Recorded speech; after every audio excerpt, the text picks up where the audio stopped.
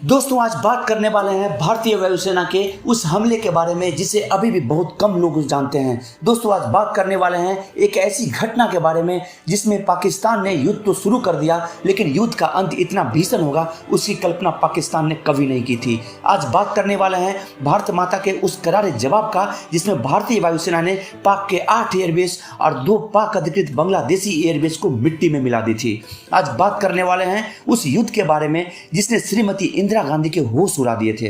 तो दोस्तों एक बार फिर से आप लोगों का स्टोरीज हिडन में स्वागत है। दोस्तों 3 दिसंबर 1971 को उस समय के प्रधानमंत्री श्रीमती इंदिरा गांधी अपनी एक रैली को कोलकाता में संबोधित कर रही थी। वो भाषण दे रही थी, तभी उनकी एक सलाहकार एक पत्र लेकर आया जिस पर लिखा था, पाकिस्तानी लड़ाकों ने हमारे उत्तर पश्चिम के 9 एयरबेस को बम से उड़ा दिया है, जिसमें आगरा, श्रीनगर और अमृतसर भी शामिल हैं। इंदिरा गांधी ने यह सुनते ही अपना भाषण तुरंत समाप्त किया और सबसे बोला, शुक्र है पहले हमला पाकिस्तान ने किया है। उसी रात श्रीमती इंदिरा गांधी पूरी सुरक्षा में दिल्ली वापस आ गई। पूरे देश में हाई अलर्ट कर दिया गया। पूरी राजधानी दिल्ली को सेना के आदेश पर अंधकार में कर दिया गया था। पावर कट कर दी गई थी। इंदिरा गांधी हैरान परेशान सीधे साउथ ब्लॉक के उस कमरे में गई जहां पूरी दुनिया के नक्शे रखे हुए थे। सेना ने उन्हें बताया कि पाकिस्तानियों ने कहां कहां हमले किए हैं। फिर श्रीमती इंदिरा गांधी ने आधी रात को देश को संबोधित किया और देशवासियों को पाकिस्तानी हमलों से अवगत कराया और देश के ऊपर मंडराए खतरों के बारे में बताया। पाकिस्तानी ये हमले करके बहुत खुश नजर आ रहे थे, लेकिन उन्हें ये पता नहीं था ये हमला की सजा उसके 7 पुश्तें भुगतने वाली थी। दोस्तों स्टोरीज हिडन पर बने रहें। आप इस तरीके की सच्ची घटनाओं और रोचक जानकारी के लिए मेरे चैनल को सब्सक्राइब कर अपना प्यार दिखाएं।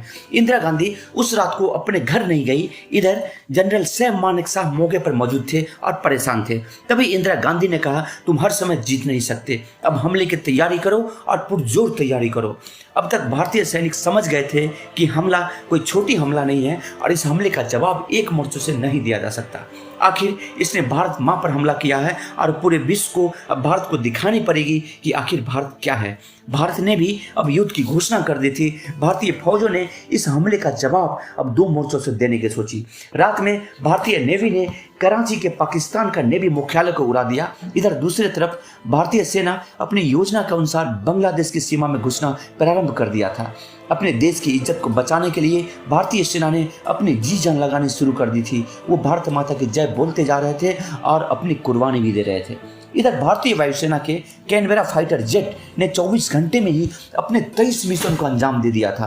पूरे देश में भय का माहौल था क्योंकि पहले पाकिस्तान ने भारत में घुसकर भारत के 9 एयरबेसों पर हमला कर दिया था।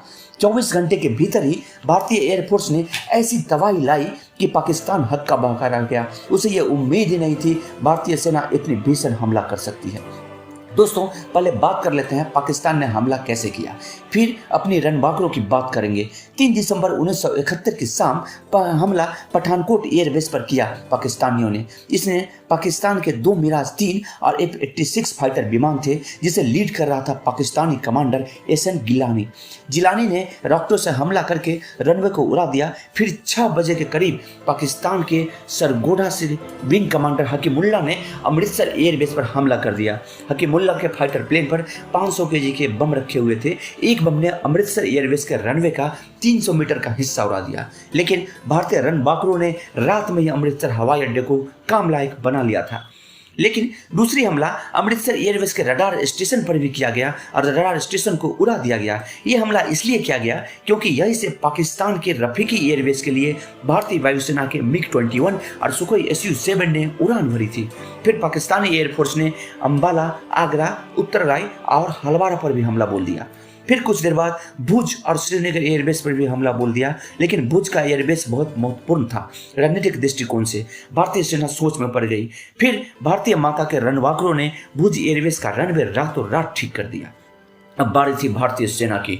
असल में उस समय ये कोई सोच भी नहीं सकता था कि सिर पर पाकिस्तान इतनी बड़ी हमला कर सकता है, लेकिन एक कहावत है ना कि जो होता है अच्छे के लिए होता है।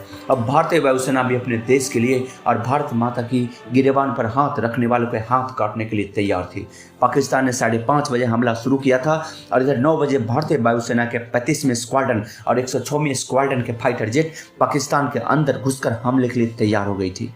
उसके अलावा 5वीं और 16वीं स्क्वाड्रन भी हमले के लिए तैयार हो गई थी। फिर भारतीय वायुसेना ने पाकिस्तान में उसके घर में घुसकर एयरबेस पर जो तबाही मचाई वो किसी प्रलय से कम नहीं थी। ऐसा लग रहा था मानो महादेव ने अपनी तीसरी नेत्र खोल दी हो। भारतीय वायुसेना ने ताबड़तोड़ पाकिस्तान के 8 एयरवेज को तबाह कर डाला। उसकी जो भी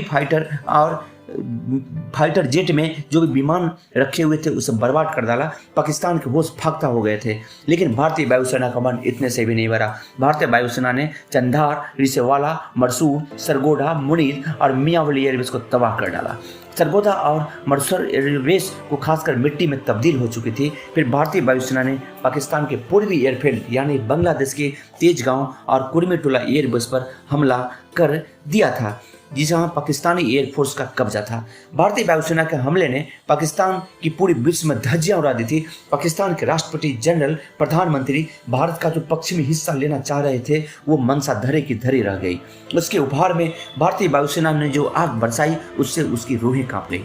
दोस्तों, भारतीय सेना यहीं पर नहीं रुकी। भारतीय सेना ने उसके बाद अगले 2 हफ्ते तक देश के पश्चिमी इलाकों में 4000 शॉर्टेज लगाए। ये शॉर्टेज इसलिए लगाए गए थे क्योंकि पाकिस्तान दोबारा भूलकर भी हमला न करे। भारतीय वायुसेना ने पाकिस्तान की रीढ़ की हड्डी तोड़ डाली थी। पश्चिमी सीमा पर भारत ने पाकिस्तान को अपंग बना डाला था। उसने सारे हथियारों के गोदामों को उड़ा दिया था। उसके सारे कम्युनिकेशन सिस्टम को तबाह कर डाले थे। यह लड़ाई सिर्फ 13 दिनों में भारत ने पाकिस्तान से जीत ली थी। पाकिस्तान के हुक्मरानों ने घुटने टेक दिए थे। फिर अंत में Pakistani lieutenant general AK Niazi ने भारतीय वायुसेना के सामने अपने हथियार डाल दिए थे। भारतीय वायुसेना के अधिकारी ने पूछा, तुमने सरेंडर क्यों किया? तो नियाज़ी ने कहा, तुम्हारे वायुसेना की वजह से। पाकिस्तान आज भी इस हार को भुला नहीं पाता है। भारत की इस जीत के साथ ही पाकिस्तान के 2 टुकड़े हो गए और पूर्वी पाकिस्तान बांग्लादेश के रूप में आज़ाद हो गया। दोस्तों, एक प्रश्न है आपके लिए, बांग्लादेश को स्वतंत्र देश के रूप में कौन से देश ने सबसे पहले मान्यता दी? कमेंट करके बताएं। बांग्लादेश को कैसे भारत ने मदद की और कैसे बांग्लादेश को आज़ाद कराया, कभी दूसरे वीडियो में बताऊंगा। हमें नाज है अपने देश और अपने देश के सैनिकों पे। जय हिंद, जय भारत। तो मिलते हैं एक नई वीडियो के साथ।